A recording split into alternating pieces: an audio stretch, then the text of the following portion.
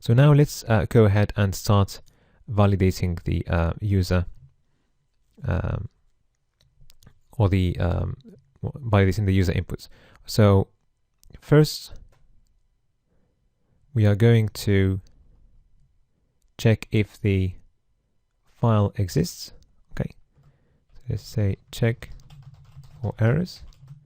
So first of all, we're going to check if the file exists. Okay, so we're going to say if, and the condition we're going to assess it using the file exists function. Okay, so if you do Control K, so you'll see that this function is going to check whether a file or directory exists. Okay, so we're going to give it one argument, which is going to be the permanent destination of our file. Okay,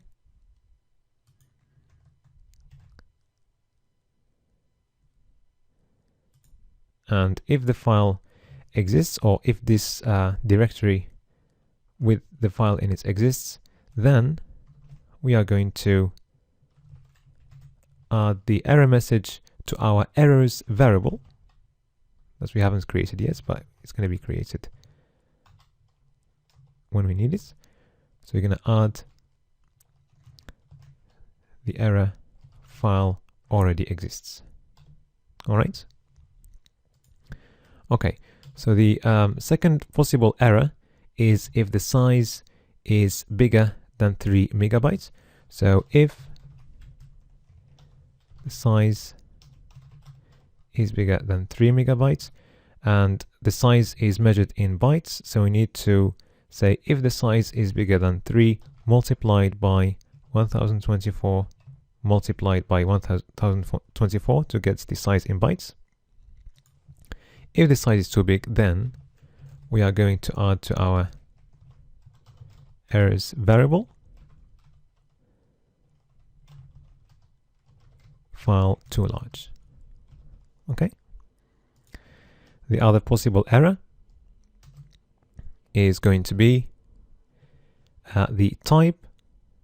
Okay, so we've got a wrong type. So how do we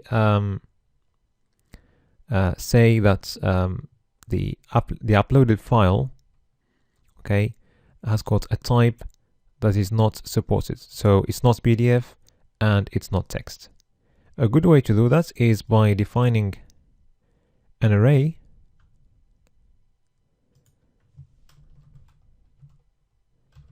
where we're going to place all the accepted types. So we're going to say allowed format to upload, and we're going to create a variable we're going to call allowed formats. So it's going to be an array.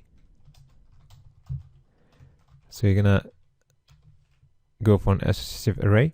So the first element is going to be PDF. So we're going to give it a key and a value. So the value is going to be the actual type, and for a PDF, the MIME type is going to be application/PDF.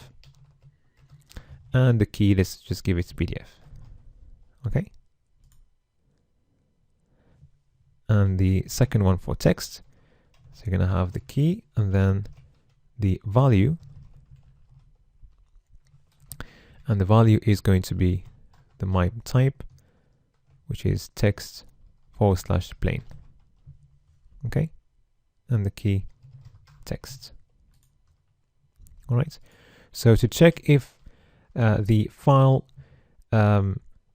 is not supported or the type is not supported, we're going to say if the type is not inside this array. And if you remember, the function in array will check whether a certain value is inside an array or not. Okay, so we want to check if the value is not in the array, so we're going to use an exclamation mark, and we are going to give this function a couple of arguments. So if you remember, the first argument was the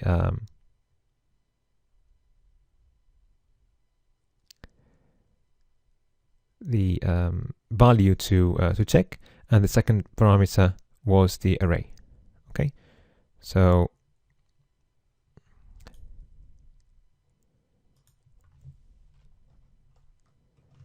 the first argument is the type, and the second one is our allowed formats array. Okay, so if our type is not supported, then we're going to add to our errors variable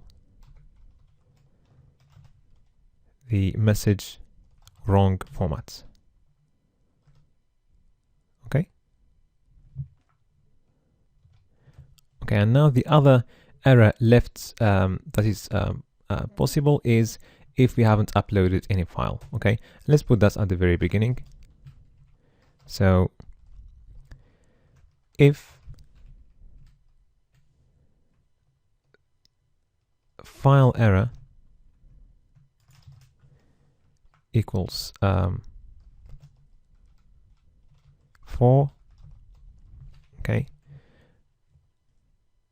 so this means that we haven't uploaded any file, then we are going to add to the errors variable the message saying no file to upload. Okay. Okay, so these are all the possible errors that we need to look for. Okay, so now we can go ahead and check if there are any errors. Okay, prints the results message. It's going to be an error message. Otherwise, we are going to upload our file to the permanent destination. Okay, so if errors, okay, so now we've got one or more errors, then our result message, as we did in the contacts form session, so is going to be a div of class alert danger. Okay, let's give it a class alert danger. Okay, and inside the div we're going to add our errors variable. All right, and then we are going to echo the results message. If we have no errors, so else, then now we are ready to move our file to the permanent destination. Okay, and we are going to do that using a function called move underscore uploaded underscore file. Okay, and you can check this function using Control K, and you can see that it's going to move an uploaded file to a new location. So we know that at the moment our file is in a temporary location, which is this one. Okay, but now we want to move it to our final destination, which is the permanent destination, which is this one. Okay, so this function is going to take a couple of arguments. So the first one is going to be the temporary location, okay, which is this, and the second argument is going to be the permanent destination, which is that one, and we have stored this inside our variable permanent destination. Okay, so if we write this function like that, so it's going to move the file if it's successful. So rather than writing it like this, we're just going to check if it's successful. So we're going to say if, and then inside the if condition, we're going to place our function. So if it's successful, it's going to return true. Okay. So if it's successful, we're going to set our result message to a div of class alerts success. And we're going to say file uploaded successfully.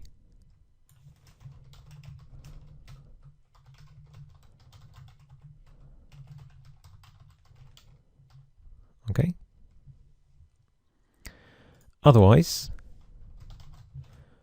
we are going to say, so we're going to have a div of class warning saying, for example, enable to upload file, please try again later. All right. And in both cases, we need to echo the results message.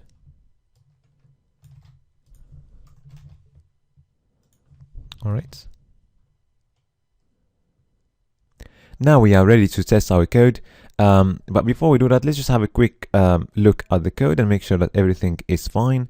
So we've got our file details there. Okay, the name, type, size, the error. Okay, so we call this file error, but the key is supposed to be error. Okay, let's make sure we correct this. Okay, and of course the temp name, the permanent destination there. Okay, that's fine. And we've got all the error messages to display. Okay, and we've got the allowed formats. And finally, we are checking for errors. We can make a quick change here for checking errors. It makes more sense to check the whether the file exists, the size, and the format only if we have uploaded the file. Okay, so we're gonna check if file error is 4, which means that we don't have any file. Then we're gonna add this error message, no file to upload. Else we are going to check all these. Okay, so we're gonna check these 3, or check or look for these 3 errors only if we have a file. Okay. All right. So now if we save and let's try this. Okay. So I'm gonna try to upload a file. Okay. Before we do that, let's just look at our file FTP and make sure that we don't have any files there in the uploads folder. Okay, we have at the moment this one, so let's just delete it for now. Refresh. Okay, so now our uploads folder is empty. Okay, so let's upload a file. Okay, so you can see that our file has been uploaded successfully.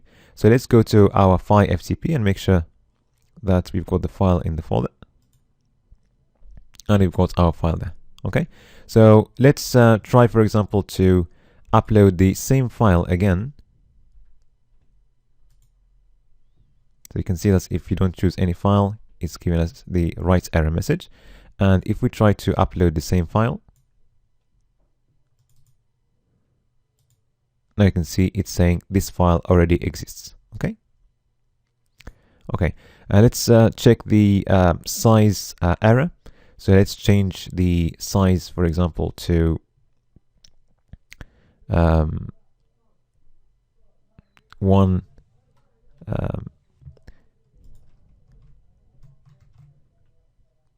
kilooctet,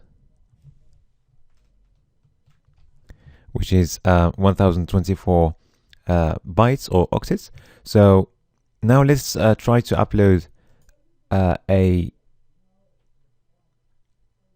file bigger than this, and we choose our PDF file.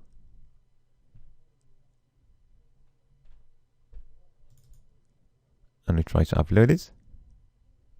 You'll see that we see our size error there. Okay, you can only upload files smaller than 3 megabytes. Okay, we need to change that. Okay, to smaller than